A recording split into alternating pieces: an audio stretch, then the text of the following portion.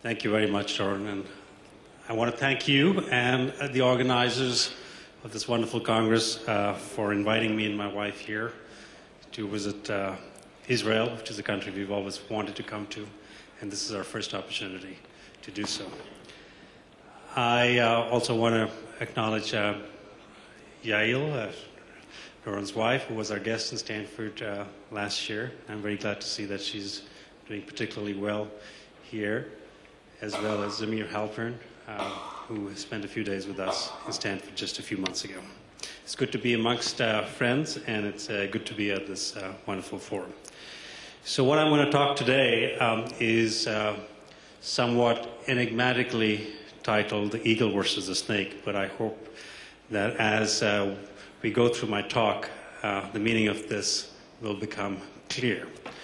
Really, this talk is about emerging platforms in gastrointestinal surgery and endoscopy, and a snapshot, and a brief snapshot of that, because there's not enough time to delve into the entire future of gastrointestinal intervention, but I hope to be able to start providing actually some of the answers to the questions in the session right before us. They were very interesting questions, and actually they prepared the grounds for my talk very well.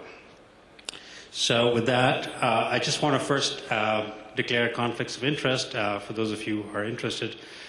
I'm a co-founder of several companies, including Apollo Endosurgery, Endopace, Parastat, Trex, and FFB, and a consultant inventor for many other companies. But the procedures or devices that I will talk about are not really approved by the FDA, so that's something we have to declare in the US. I'm not sure if we have to declare that here. But I also want to stress that the opinions here are just mine, don't reflect the company, and I'm not being paid by any of the companies for this particular talk.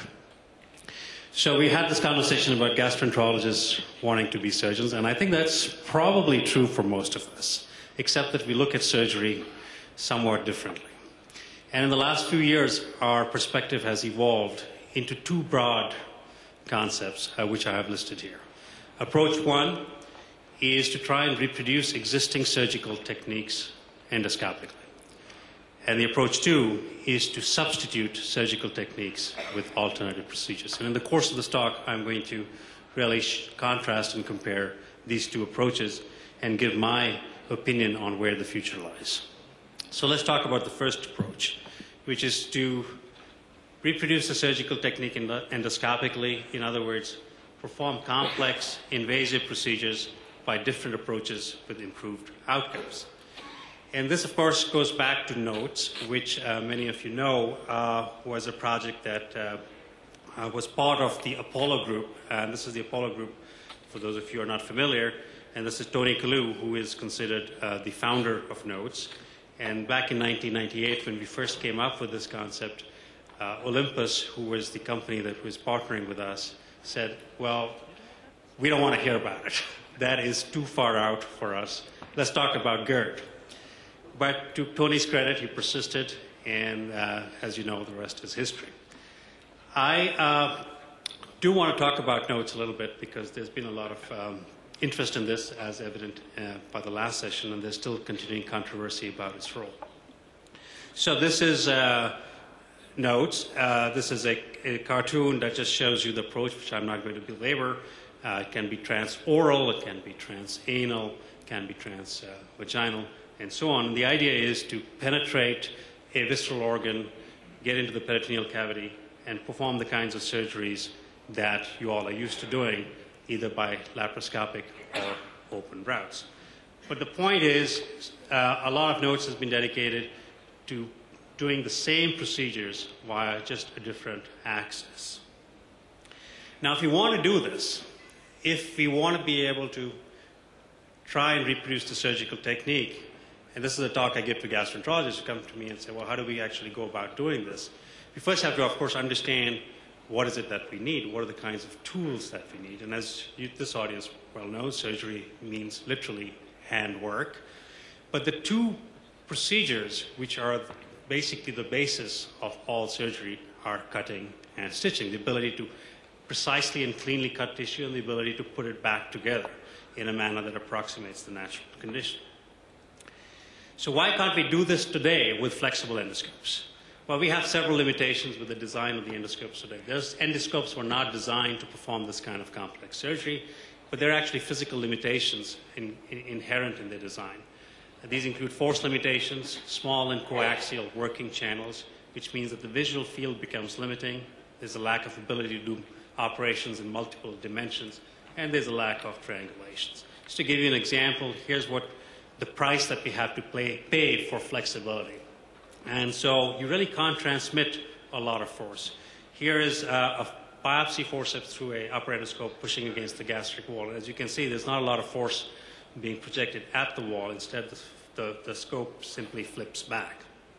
Similarly, the small coaxial channels don't really allow us to triangulate. Here's a double channel endoscope, and even with two channels, you can see our ability to converge forces at one point is extremely limited. And this is another reason why it's very difficult for us to perform complicated procedures. And of course, we cannot move in different dimensions with the endoscopes that we have today. So this actually led to an effort several years ago to build a scope that overcomes these constraints and allow us to perform surgery using a flexible platform. Something I published several years ago. I called it the enabling scope.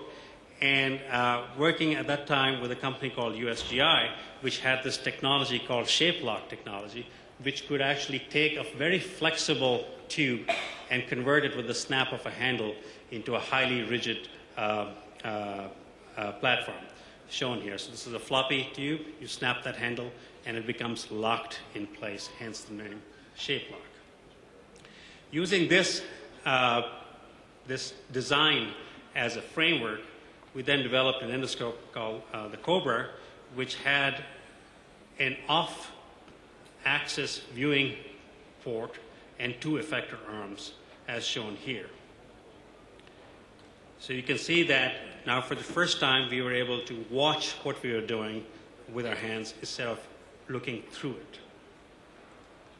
And this is the Cobra on a benchtop demonstration.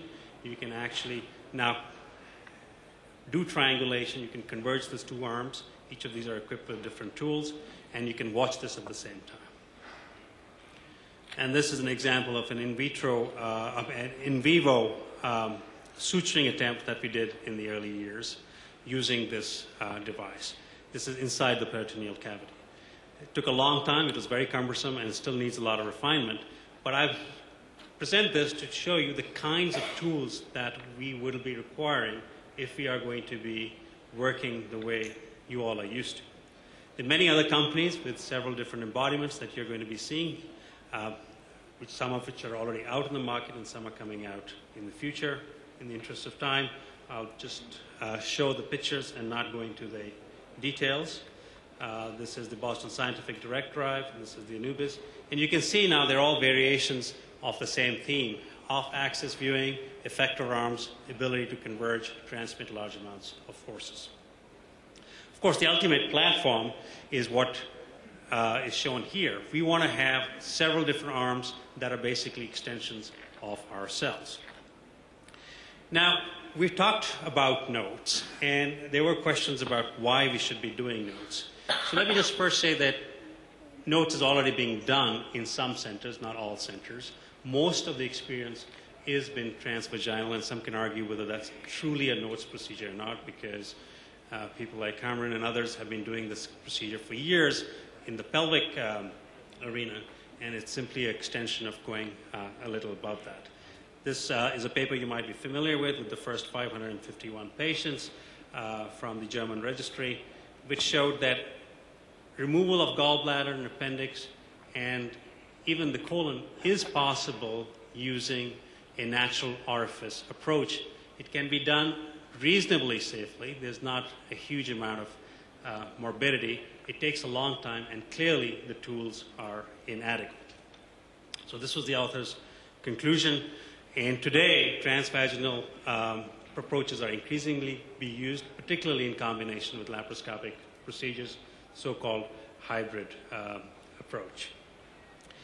Now, a question was raised earlier as to the lack of scientific data regarding the advantages of nodes. As you know, notes has been touted not only to have cosmetic advantages, so-called scarless surgery, but also because it's felt to cause less disturbance in motility, less pain, and perhaps less inflammation. Now, these are awfully difficult to test in human beings in the absence of controlled trials, and it's actually even hard to do it in large animals because some of the molecular tools are missing. So a year ago, we presented this paper at DDW, and this is now in consideration for publication, where we developed a rat model of notes simply to allow us to test these hypotheses that have been proposed in terms of the advantages of notes. So, like I said, these are the advantages that have been touted for notes.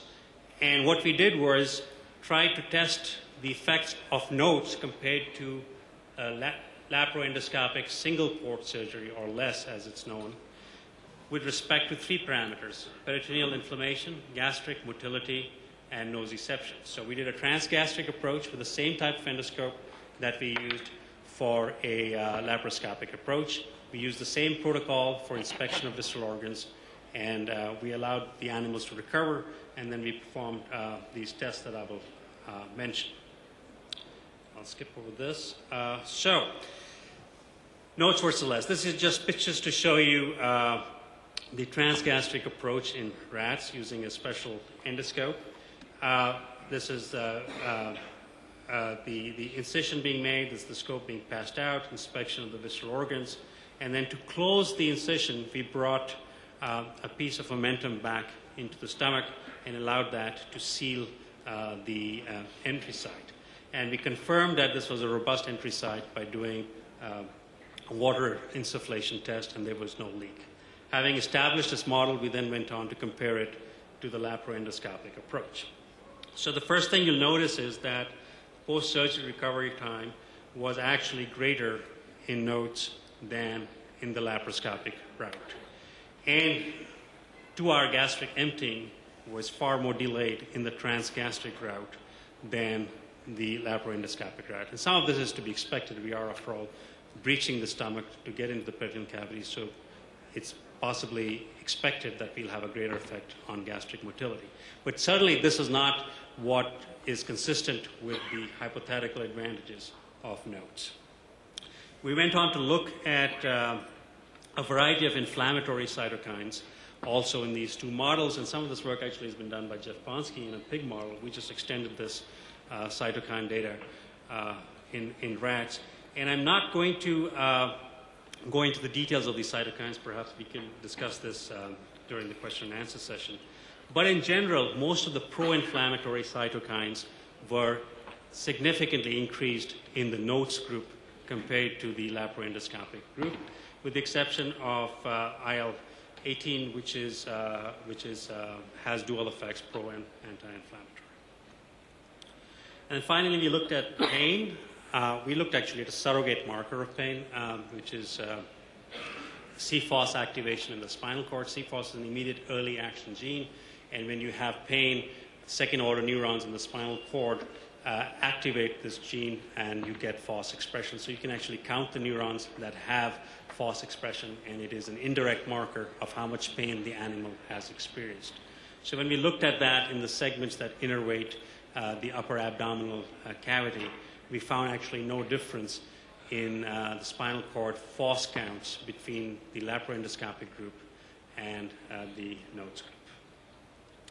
So, at least for transgastric notes, and the caution here is you can't really extrapolate it to other forms of notes perhaps, there appears to be more inflammation, there appears to be a greater delay in emptying, and there seems to be no difference in nociception. So some of the touted advantages of notes, at least in this model, don't hold out. Does that mean that notes is a failure? No. I have always advocated that the real contribution of notes may not be actually in the surgery itself.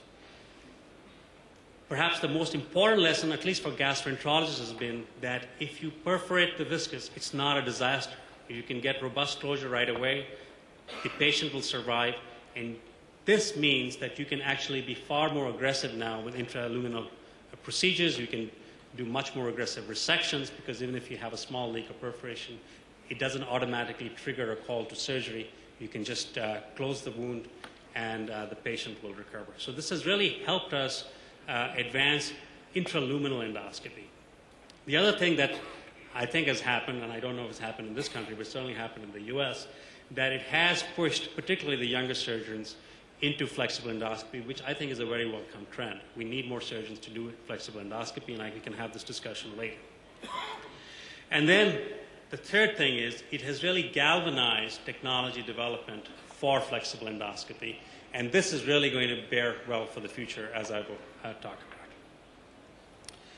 So if you remember, I started this talk with two approaches. Approach one was to reproduce the surgical technique, and now I'll talk about approach two, and we'll come to the eagle and snake question, which some of you might still be asking, which is to substitute the surgical technique with an alternative procedure. So you substitute complex invasive procedures by simpler, less invasive ones. And this is truly disruptive technology, or true disruption, because now you've lowered the skill set required, but you've also decreased the invasiveness or morbidity of the procedure.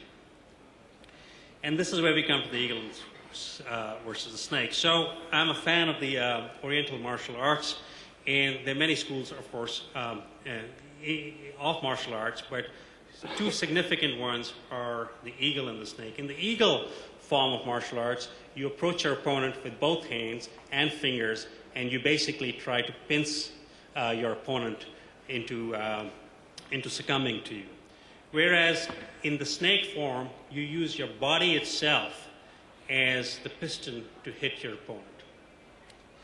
So we published this actually a few years ago, and I want to show you the snake in action. This is Jackie Chan's early videos, and this is Jackie Chan performing the snake. And the analogy to the flexible endoscope is quite obvious. You're using coaxial forces in the same direction of the body, just as we use flexible endoscopy. And you can see that Jackie Chan can accomplish a great deal by using his body in that fashion. Okay, we could go on this. I love this video. We could go on, but in the interest of time, I'll just move on. So why am I such a fan of the endoscope, the flexible endoscope? It, first of all, does what it was originally designed to do. It provides easy access to virtually any part of the body.